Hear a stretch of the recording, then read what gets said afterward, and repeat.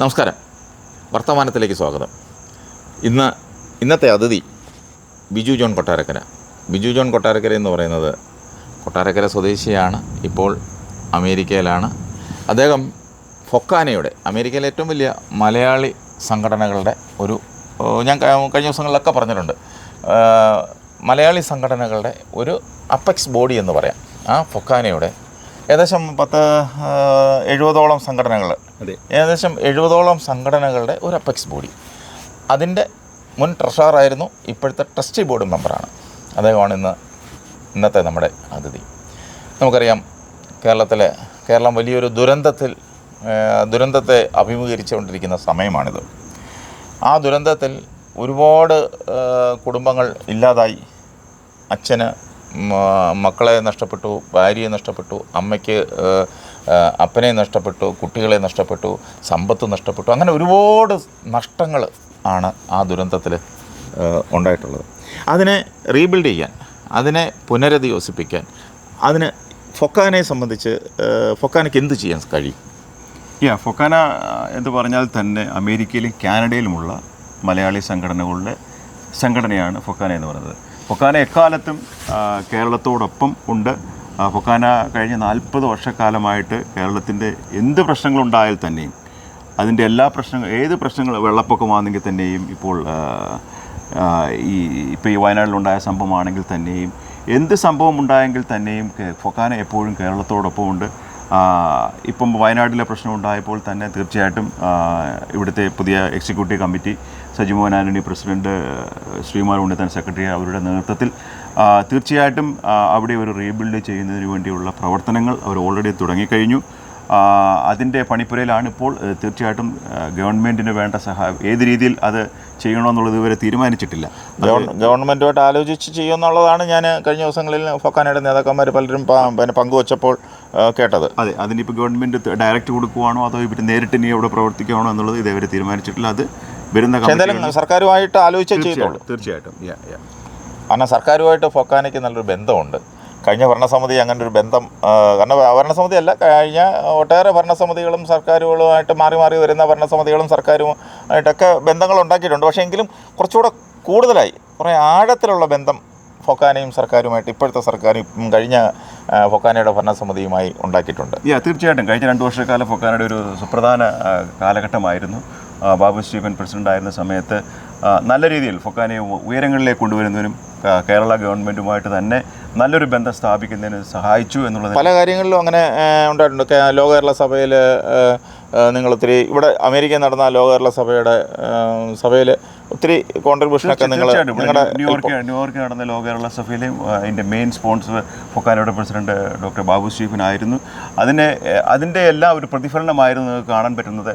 കഴിഞ്ഞ ലോക കേരള സഭയിൽ, കേരളത്തിൽ നടന്ന ലോക കേരള സഭയിൽ ഏറ്റവും കൂടുതൽ പ്രതിനിധികൾ കടന്നു ചെന്നത് ഫൊക്കാനെ പ്രതികരിച്ച് അമേരിക്കയിലും കാനഡയിലുമുള്ള വ്യക്തികളായിരുന്നു. പക്ഷേ ആ ഒരു സാഹചര്യത്തിൽ നേരത്തെ നിങ്ങൾ നടത്തി, കഴിഞ്ഞ ദിവസം നിങ്ങൾ പറഞ്ഞു, കുവൈറ്റ്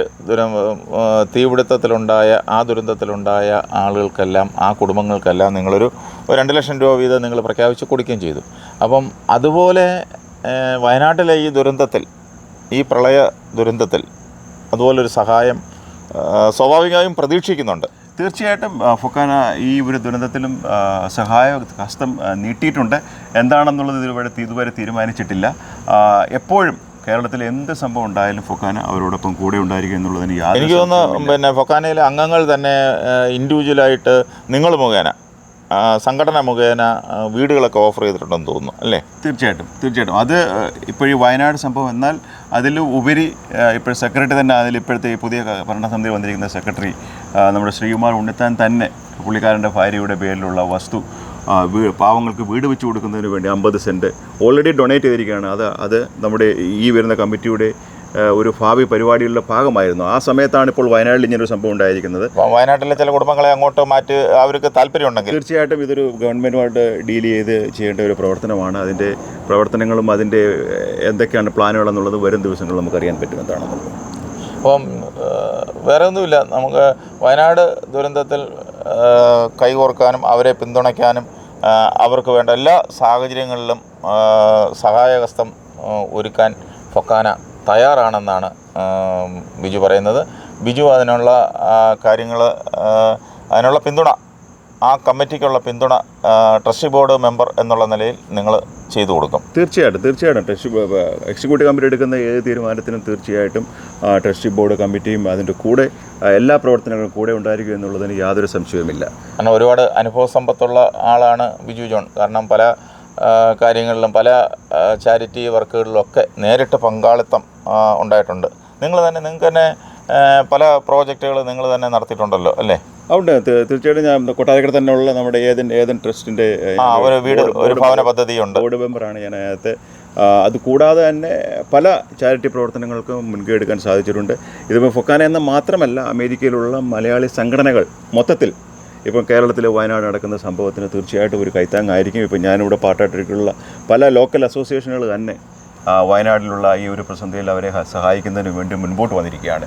എന്താണ് അവർ ചെയ്യുന്നതിനുള്ള പ്രവർത്തനങ്ങൾ ഇനി വരും ദിവസങ്ങൾ നമുക്ക് അറിയാൻ പറ്റുന്നത്. പക്ഷേ ഇതിനകത്തൊക്കെ നമ്മൾ മനസ്സിലാക്കേണ്ട ഒരു കാര്യം എന്ന് പറഞ്ഞാൽ, ഇവർ എല്ലാവരും പറഞ്ഞിരിക്കുന്നത് കേരള സർക്കാരുമായി ആലോചിച്ച് സർക്കാരിൻ്റെ പദ്ധതികളുമായി സഹകരിച്ചാണ് ചെയ്യുന്നത്. ഇവിടെ പലരും നമ്മുടെ നാട്ടിലിപ്പോൾ ഒരു ട്രെൻഡായിട്ട് മാറി സർക്കാരിലേക്ക് പൈസ കൊടുക്കില്ല, അല്ലെങ്കിൽ സർക്കാരിൻ്റെ പദ്ധതിയായിട്ട് സഹകരിക്കില്ല, ഇൻഡിവിജ്വലായിട്ട് സഹകരിക്കും, വ്യക്തിപരമായിട്ട് കൊടുക്കുന്നു, വ്യക്തിപരമായിട്ട് വീട് വെച്ച് കൊടുക്കുന്നു, വ്യക്തിപരമായിട്ട് തൊഴിൽ കൊടുക്കുന്നു, അങ്ങനെയൊക്കെയാണ് അവിടെ അതൊരു ട്രെൻഡായി ഇപ്പോൾ നാട്ടിൽ മാറിയിരിക്കുകയാണ്. പക്ഷേ അതല്ല, ഫൊക്കാനയുടെ നേതാക്കന്മാരെല്ലാം കഴിഞ്ഞ ദിവസങ്ങളിലൊക്കെ പറഞ്ഞതും ഇപ്പോൾ ബിജു പറഞ്ഞതും എല്ലാം സർക്കാരുമായി ചേർന്ന്, സർക്കാരുമായി കൈകോർത്ത്, സർക്കാരിൻ്റെ നിർദ്ദേശപ്രകാരം ഇവരെ കൊണ്ട് എന്തൊക്കെ ചെയ്യാൻ പറ്റുമോ അതെല്ലാം ചെയ്യുമെന്നാണ് നേതാക്കന്മാരും അതുപോലെ തന്നെ ബിജുവൊക്കെ ഇപ്പം പറഞ്ഞത്. അത് അങ്ങനെ ആയിരിക്കണം. അത് തീർച്ചയായിട്ടും അങ്ങനെ നമുക്ക് ചെയ്യാൻ പറ്റത്തില്ല. എന്ന് പറഞ്ഞാൽ ഇപ്പം നമ്മളിപ്പം ഇവിടെ ഇരിക്കുന്ന ഞങ്ങൾക്കറിയില്ല എന്താണ് വയനാട്ടിൽ ആവശ്യം എന്നുള്ള, ആർക്കാണ് ഇത് തീർച്ചയായിട്ടും ഒരു വീടിന് ആവശ്യമുള്ളത് നമുക്ക് കണ്ടുപിടിക്കാൻ ഞങ്ങൾക്ക് വളരെ ഒരു ഡിഫിക്കൽട്ട് ടാസ്ക്കാണ്. അതൊരു ഗവൺമെൻറ്റിനാണ് ഇതിൻ്റെ എല്ലാ ഡാറ്റാസ് ഏറ്റവും കൂടുതൽ കളക്ട് ചെയ്യാൻ പറ്റുന്നത്, അവിടുത്തെ പ്രശ്നങ്ങളും ആരാണ് ഇതിൻ്റെ നീഡിയായിട്ടുള്ള ആൾക്കാർ എന്നുള്ളത്. അതായത് തീർച്ചയായിട്ടും നമ്മൾ ഗവൺമെൻറ്റിനോട് ഡിസ്കസ് ചെയ്യാതെ നമ്മളൊരു പ്രവർത്തനത്തിന് ഇങ്ങനെയുള്ള ഒരു പ്രതിസന്ധിയിൽ നമ്മൾ പോയി പ്രവർത്തിക്കാൻ ചെന്ന് കഴിഞ്ഞാൽ അത് ഒരു നല്ലൊരു പ്രവർത്തനമായിരിക്കില്ല എന്നാണ് എനിക്കും ഇവിടുത്തെ സംഘടനാ പ്രവർത്തനം ചെയ്യുന്ന എല്ലാവർക്കും അറിയാം. അതുകൊണ്ട് തീർച്ചയായിട്ടും ഇങ്ങനെയുള്ള ഒരു പ്രതിസന്ധികൾ വരുമ്പോൾ സർക്കാരുമായിട്ട് ചേർന്ന് അവരോട് കൺസൾട്ട് ചെയ്തിട്ട് അവരുടെ അഭിപ്രായം നേടിക്കൊണ്ട് മാത്രമേ ഇങ്ങനെയുള്ള സംഘടനകൾ മുമ്പോട്ടുള്ള പ്രവർത്തനങ്ങൾക്ക് മുമ്പോട്ട് പോകൂ എന്നുള്ളതിന് യാതൊരു സംശയമില്ല. ഏതായാലും വളരെ സന്തോഷമുണ്ട്. ബിജു കാര്യങ്ങൾ പറഞ്ഞു. ഫൊക്കാന വയനാട് പ്രളയ ദുരന്തത്തിന് കൈത്താങ്ങാകും. വളരെ സന്തോഷമുണ്ട്. Thank you.